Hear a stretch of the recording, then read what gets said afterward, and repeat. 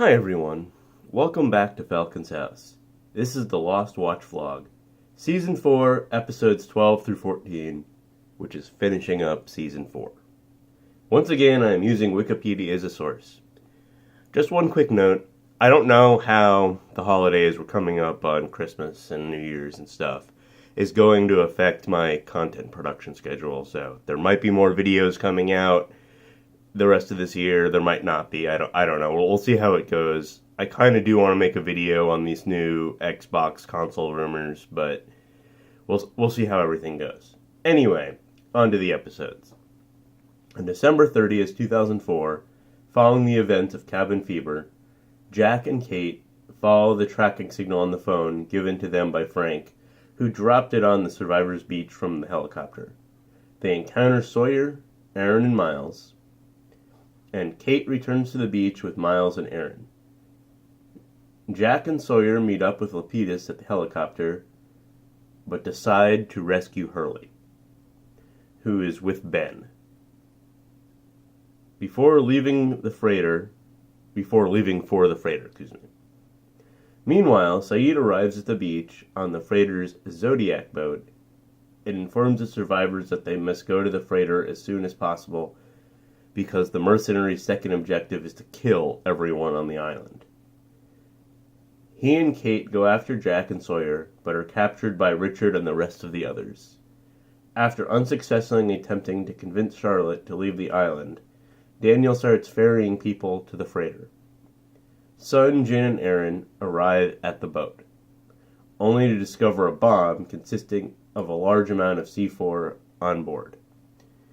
In the flash forwards to January 2005, the Oceanic 6, Jack, Kate, Saeed, Sun, Hurley, and Aaron arrive in Honolulu, where Hurley and Sun are reunited with their parents, Jack with his mother, Saeed with Nadia. In the ensuing media circus, a press conference is held, where they lie about everything that happened on the island, claiming that they are the only living survivors and that Cave gave birth to Aaron on the island. Sometime later, Hurley's dad gives Hurley his newly rebuilt Camaro as a surprise birthday gift. Hurley, however, becomes panicked and runs away when he notices that the car's odometer displays the numbers. I have a feeling that the island isn't done with them yet. In Seoul, South Korea, Sun visits her father and informs him that she used the money from her settlement with Oceanic Airlines to buy a controlling interest in his company, because she blames him for her husband's death. In the final flash forward, Jack eulogizes his deceased father, and after the ceremony, Carol Littleton, Claire's mother, reveals to him that Claire is his half-sister as she walks away. She smiles at Aaron in Kate's arm, oblivious to the fact that she is staring at her grandson. This is a great reveal, and one that we've known about for a while at this point, but Jack obviously had no clue, and he might have changed some of his decisions that he's made with Claire in the past if he had known that she was his half-sister. Meanwhile, in their quest to move the island, Ben, Locke, and Hurley arrive at the Dharma Initiative Orchid Station, which is disguised as a greenhouse. Ben sends Locke to the real part of the station and surrenders himself to Kimi and the other mercenaries from the Kahana, who had previously arrived. A final montage shows the Oceanic 6 and Ben in their respective predicaments. And then we hit the finale. This was a 2-hour finale that was the part 2 of this episode. On the island, Jack, Sawyer meet up with Hurley and Locke at the Orchid Station. Jack and Locke once more argue at the nature of the island. Locke implores him to lie about the island once he and the other survivors leave.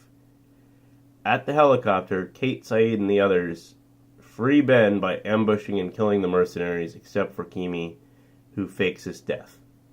In return, the others allow Kate, Saeed, and the other survivors to leave the island on the helicopter. Ben returns to the Orchid, where he gets in a hidden elevator with Locke.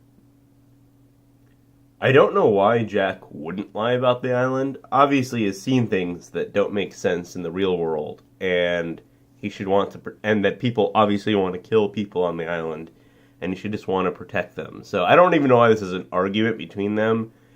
He should just know that this is not telling the truth is the best option here. Inside the underground part of the Orchid Station, Ben puts every metal item he can find into a small compartment at the back of the room, while Locke watches the orientation video for the Orchid. On the tape, Pierre Chang begins to discuss time travel involving negatively charged exotic matter. When the VCR malfunctions, the tape rewinds itself. Shortly after, Kimi arrives and tells Locke that if he dies, the C4 on the freighter will detonate due to a remote trigger linked to a heart rate monitor that he is wearing. Regardless, Ben kills Kimi with no remorse or sympathy for those on the boat in order to avenge Alex. Ben seals and activates the power to the compartment that he had loaded with the metal items, blowing a hole in the back of it. Ben, now wearing a parka, tells Locke that whoever moves the island is forced to leave and never come back. Men must do so that Locke can stay and lead the others. Locke then goes to the others, who welcome him home. Ben climbs through the hole and down a rocky tunnel beyond, and into a frozen chamber, cutting his arm in the process. He then turns a very large metal wheel. As he completes the rotation, an eerie sound and a white-yellow light soon envelope the entire island. Ben disappears, only to appear several months later in the Sahara Desert. And this is the scene that we've seen previously with him waking up on in the flash forwards. We just didn't know necessarily how far in the future everything was going and how he got to that point. Jack, Kate, Saeed, Sawyer, Hurley, and Frank leave the island on the helicopter, but discover a fuel leak on board. In order to lighten the helicopter, Sawyer jumps out after whispering something to Kate and kissing her. The helicopter makes it to the freighter in the nick of time. They refuel it, fix the leak, pick up Desmond, Sun, and Aaron, and leave seconds before the C4 detonates. The resulting explosion kills Michael, who's told he can go now by a vision of Christian Shepherd. Finally, Michael dies. This is the best thing that happened. I really hated Michael. I really hated how he did everything, how he sacrificed other people. The whole story of everything could have been a lot different if he hadn't killed them all. Maybe somebody else could have saved Walt or whatever, and we wouldn't have had this whole thing. We set off this kind of thing in motion that affected everybody else on the island.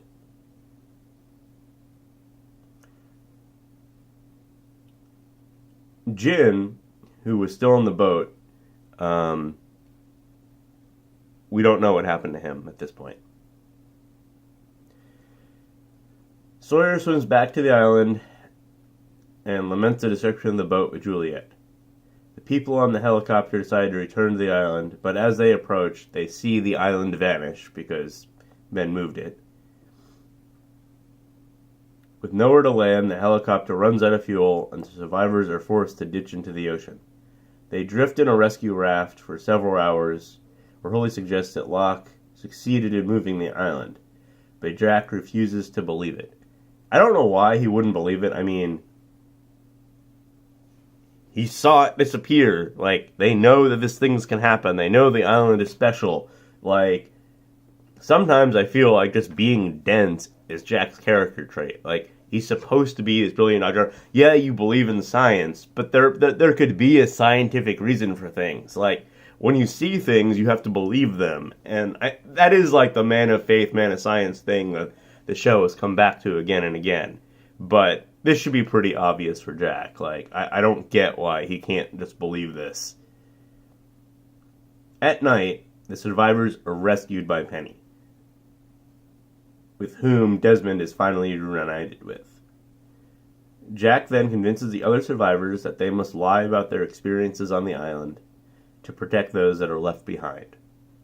In keeping with the faked wreckage of Flight 815 found in the Java Trench, the Oceanic 6 are dropped off on the island of Sumba, where they are found by local villagers. In flash forwards to late 2007, following those in Through the Looking Glass, Jack, Kate, and Walt all recount stories of being approached by Jeremy Bentham, the dead man in the coffin. Kate has a dream in which Claire tells her not to bring Aaron back to the island. In England, Sun confronts Widmore, who sent the freighter to the island, and tells him they have common interests involving the island. After finding out that Bentham is dead, Saeed breaks into the mental hospital where Hurley is staying and convinces him to go somewhere safe. Jack returns to the funeral parlor, where he is confronted by Ben, who says that the island will not allow Jack to return without everyone else who left joining him. That includes Jeremy Bentham's body, who is finally revealed to be John Locke. How did Locke get off the island? How did he die? There are tons of questions being posed now. This would have been a rough cliffhanger end of season without being able to find out what happens next, with waiting like a normal time frame between seasons. But I don't think it was as good of a finale as the previous season.